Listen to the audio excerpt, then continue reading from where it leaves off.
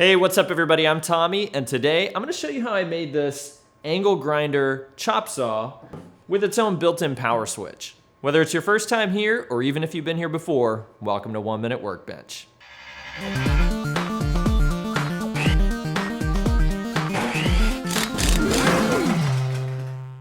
So I had seen some angle grinder holders on the market that would give you this same sort of functionality, but I wanted this to be more of a permanent fixture, and I wanted to improve the functionality of the power switch. And this switch over here on the side, it's just more straightforward to operate than the original power switch, especially in this orientation. I used Baltic birch plywood to build this project. There are a lot of different materials you could use for a project like this, but I'm a big fan of Baltic birch and happen to have some on hand. I cut out most of the major components I would need, including a bunch of small pieces from this 1-inch strip that will become the hinge for the chop saw. The base is pretty simple. It's just a couple pieces of plywood that have been glued together. I used pin nails for all the parts I glued together, which helps keep the parts aligned when applying pressure with the clamps.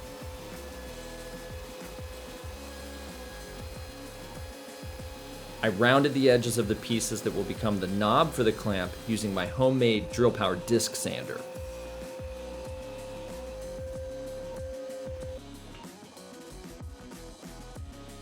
Most of the small parts for this project require a hole of some kind, and luckily most of them are dead center. I marked all the centers with my marking gauge and used a pick to create a point to help guide the various drill bits.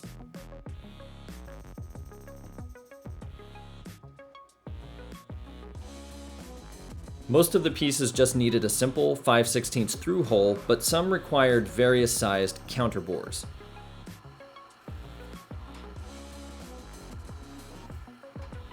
This piece will be on the back side of the clamp's jaw and needs a counterbore to help conceal a hex nut. And this piece will be the front side of the clamp's jaw. It takes a very slight counterbore also to help conceal the hex nut, which will make more sense in a little bit here.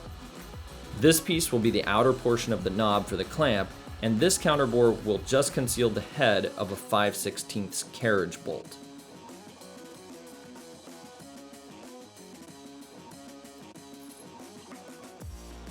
To make the knob, I compressed the square neck of the carriage bolt into the smaller piece with a nut and a washer.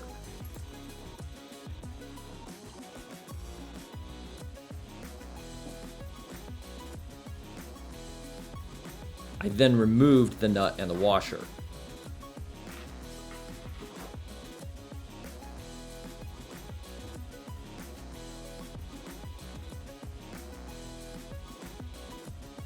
Then I filled the counterbore with epoxy and clamped it to the smaller piece. The epoxy will make sure the square neck of the carriage bolt stays compressed in the smaller piece.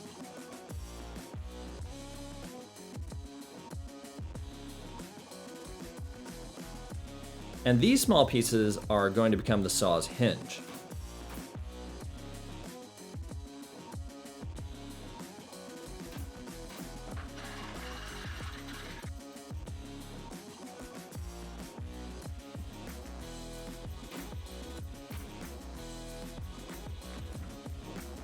These two pieces actually have a 1/4-inch hole drilled in them, which I then threaded with a 5/16 tapping bit.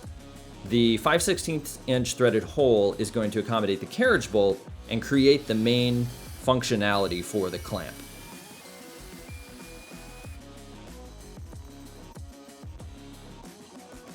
I threaded the carriage bolt through the hole, added the back portion of the jaw, added the hex nut, and then distorted the threads at the very end of the bolt.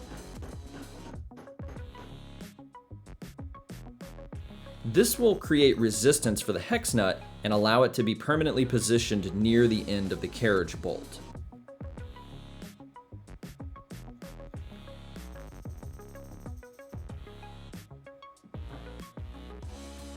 Adding the front portion of the jaw conceals the hex nut, but still allows it to turn freely.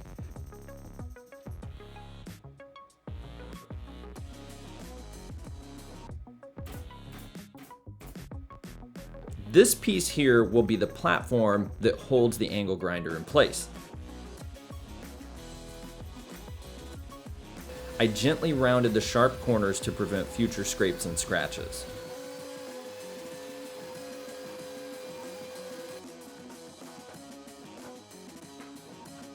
The small pieces that make up the hinge needed to be shaped so that they don't interfere with each other. Again, this is easily achieved with the disc sander.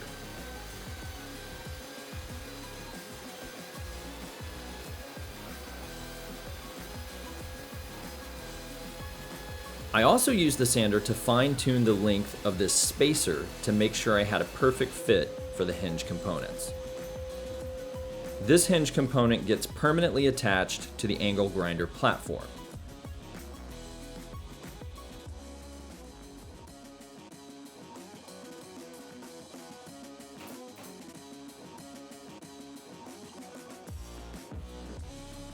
While I was waiting for that to dry, I added marks for the non-slip feet that I was going to add to the base. I wanted to drill counterbores to hold the non-slip feet to keep them from coming off if I was to, say, drag it across the table. But I wanted to add the holes at this point because drilling the holes for them later on would be very difficult. To find the perfect spot for the angle grinder platform, I started with the switch box to make sure it was going to be where I wanted it, and then I stacked the components in order off of that starting point. I attached the spacer first because it was the easiest and because it would allow me to stack the other hinge components around it.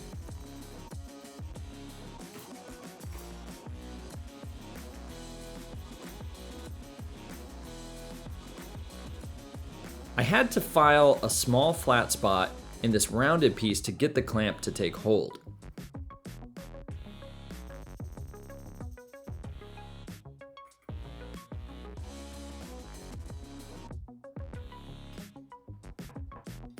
Once those pieces were dry, I added this backing piece so I could mount the switch box in an upright orientation.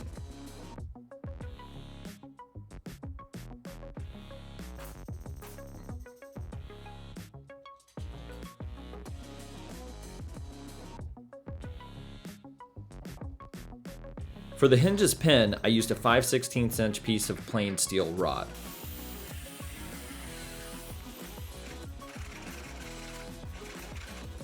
I filed the ends to remove any burrs and then lightly polished it to help it slide into position more easily. I added this circular groove at one end to make it easier to remove when necessary.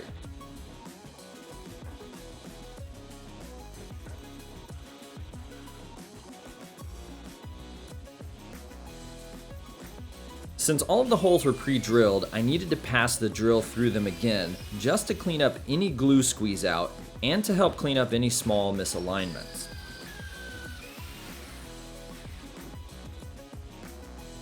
The pin was a nice fit and required just a little bit of tapping with a hammer to get it seated into its final position. This is just a $15 angle grinder from Harbor Freight. It's not the world's greatest angle grinder, but it does the job and is very inexpensive to replace. Luckily, the angle grinder has a threaded hole on each side, which is very convenient for attaching the front of the angle grinder to the platform, and a hose clamp secures the back in position. After assembling the platform to the base, I could easily see that the blade for the angle grinder was crooked.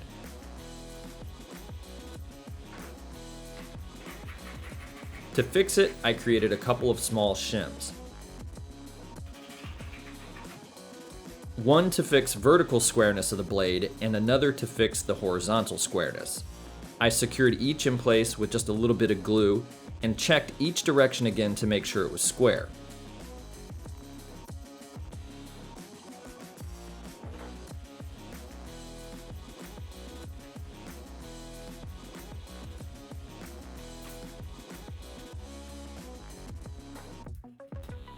After they dried, I checked the angles one last time just to make sure everything was still square.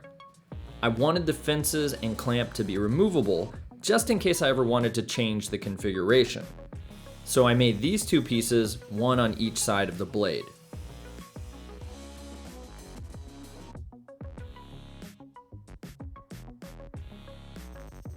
I noticed that the blade guard was crashing with both base plates, so I notched the front of each one to provide the clearance that was needed.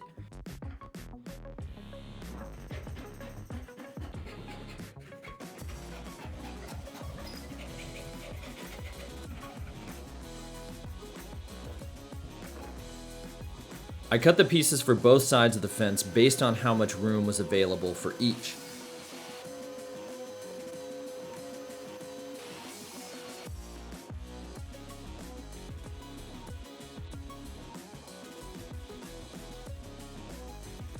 I attached the fences with pin nails, glue, and screws just to make sure they would be very secure.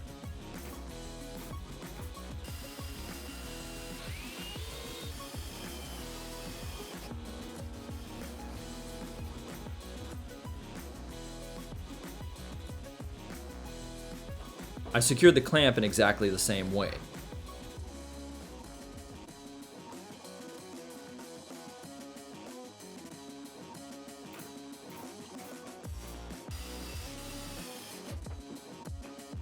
When I attached each fence base, I only used screws. Again, this is because I want the fences and clamp to be removable.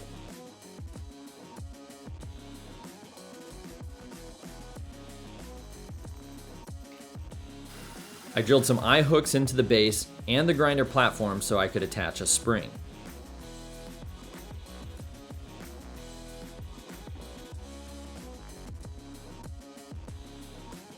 The spring I had on hand was a little too long, so I shortened it. This was a lot more difficult than the video makes it seem. Prying it open to make the cut was the hard part. After that, making the hook on the end was pretty easy. That said, if you have to shorten a spring, just take your time and be careful. I secured the spring in place and everything looked good. I cut the cable and wired it directly to the power switch.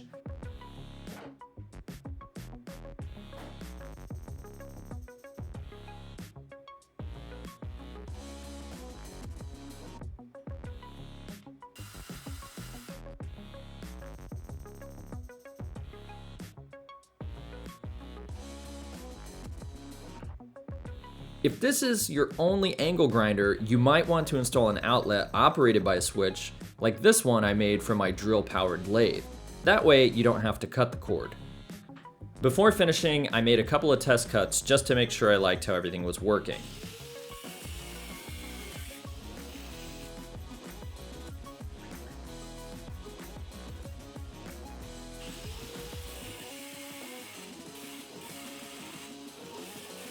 It's a little hard to see from this angle, but removing the left fence actually allows room for bolt heads to hang over the edge. That way they can be cut off while the cut remains square to the shaft of the bolt.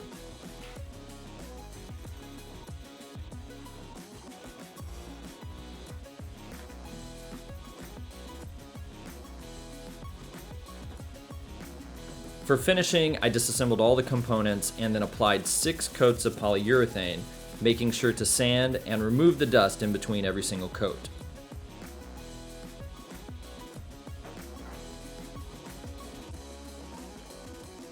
During the final assembly, I added the non-slip rubber feet in the counter bores I had drilled earlier on.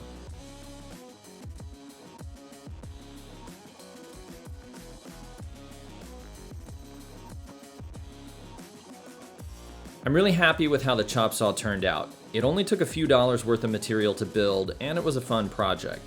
I've never really liked cutting items freehand with an angle grinder. Cutting freehand is fine when accuracy is not that important, but for most of the things I cut, I prefer the cleaner, straighter cuts I can get from a chop saw like this one.